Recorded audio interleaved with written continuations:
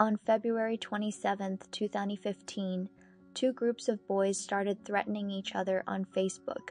One group included Yang, the other Powell. That evening, Powell and his friends got a ride from 20-year-old Nia Phillips to Yang's home on Jefferson Street to confront the other boys. Powell brought a BB gun and started firing. That's when Yang went into his house for a knife. Yang said when he saw the gun, he didn't know it was a BB gun. Yang came out with a 9.5-inch blade, according to the criminal complaint, and went after Powell, who was standing over one of Yang's friends, punching him. Yang stabbed Powell twice in the back then, puncturing his lung, liver, and a major vein. Yang stabbed Powell. That fact is not in contention. But Yang pleaded not guilty in July 2015 for reasons of self-defense. He went inside for the knife after he saw Powell shooting a gun. Only later did he learn it was a BB gun. "I was scared and angry," he told the jury. "There were a million thoughts going through my mind when he was shooting at us." Powell died after he was taken to a local hospital. The prosecutor argued that Yang helped spur the fight on social media and was most concerned with himself, not the safety of others, said Marathon County Assistant District Attorney Leslie Pluster in her closing argument. The only thing Dylan was defending that day when he stabbed Isaiah twice in the back was his own reputation. The two groups of boys identified themselves with gang names and divided by race. Yang's group went by the Oriental True Bloods, and Powell's was made up primarily of Hispanic and Black students and known as the Young Reckless Squad. But in the month after the stabbing, police said they didn't find evidence that race was a big factor in the conflict, and they downplayed the influence gangs had on the boys' lives. Supporters of Yang have said the gang label was overblown and used to vilify him. The jury deliberated for 3 hours on March 19, 2016, then determined Yang was guilty. During his sentencing, Yang apologized to Powell's family, stating, "I have to live with this the rest of my life. I want you to know I'm very sorry for what I'd done. If I had a chance, I'd change places with Isaiah's life." Tim Kuiper, Isaiah Powell's grandfather, commented. While acknowledging Isaiah's forgiving nature, Kuiper expressed his own struggle with forgiveness, saying to Yang, "Isaiah would forgive you because that was his nature, that's who Isaiah was, but I'm not my grandson, and I'm not sure that I can forgive you." He also conveyed the devastation of Powell's mother and the extended family. Hertel, the defense attorney, argued that Yang, at 15, lacked the maturity of an adult, and that his history of being bullied, including an incident where he was beaten unconscious due to his Hmong heritage, should be considered. He suggested that an adult prison setting would be detrimental to Yang. Leslie Pluster, the prosecutor, emphasized the brutality and premeditated nature of the crime, citing alleged gang ties and prior trouble with drugs. She recommended a significantly longer prison sentence than what was ultimately given.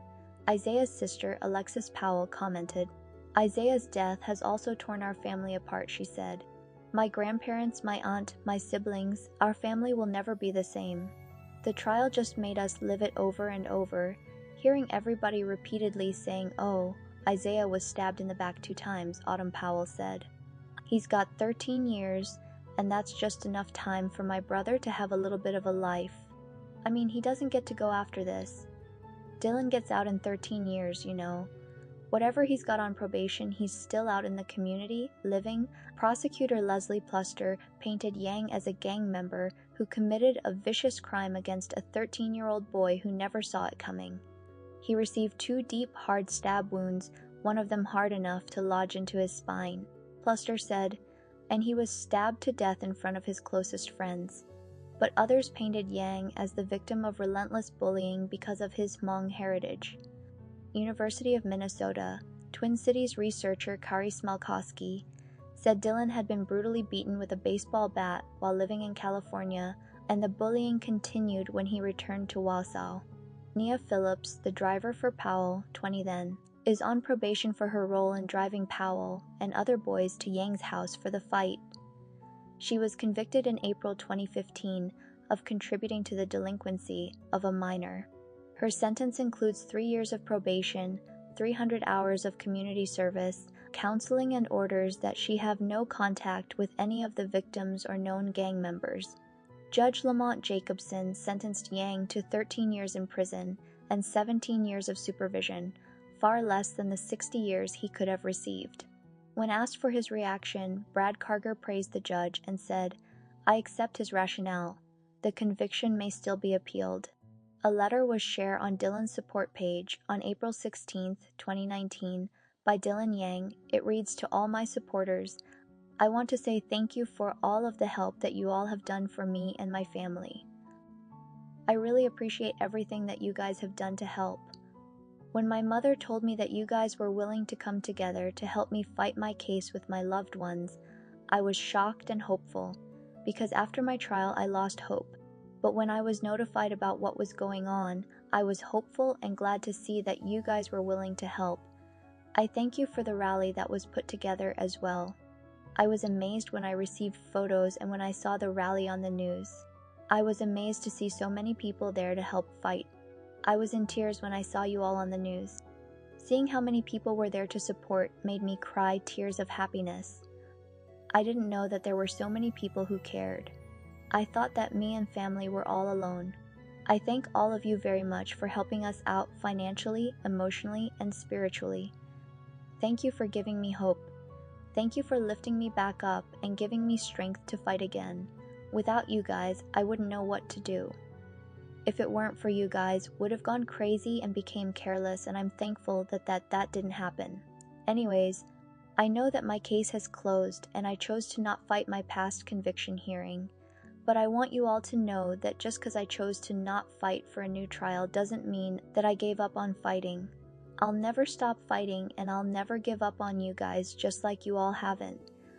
Since my last court date, I've been trying to find other ways to keep fighting. I've been reading about the law, and I've been researching on the computer, and I've been asking staff and other inmates to see what I can do. So I want you guys to know that I didn't stop fighting. Well, I wrote this letter for you guys to say that thank you for all the love that you guys have shown. I'll never forget what you guys have done for me. I'll never forget that. That will always be a huge event that happened within in life. You all will be in my heart, each and every one of you guys. One day I'd like to meet you all. I love you with all my heart, and I wish the best for you all. Love, Dylan Yang. Dylan Yang's case brought the Hmong community together and left a dent.